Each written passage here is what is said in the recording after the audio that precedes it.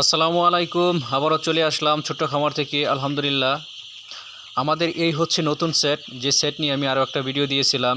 আমরা 2000 মুরগির সেট করেছি। আমাদের এই নতুন সেটে এই প্রথম আমরা মুরগির বাচ্চা তুলেছি।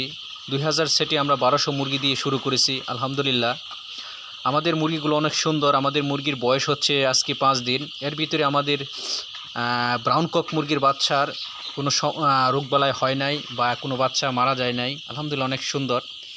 তাই একটা কথা বলতে চাই, যারা আমাদের মতো আছেন, বিশেষ করে শিক্ষিত বেকার এবং নিজে কিছু করতে চান, তাদেরকে একটা কথাই বলি যে ভাই, আপনি বসে না থেকে কারো আশা না করে আপনি যেটা নিজে করতে পারেন ইনশাল্লাহ সেটা দিয়ে শুরু করেন। আপনি যখন শুরু করবেন তখন আপনাকে অনেকে অনেক কিছু বলবে।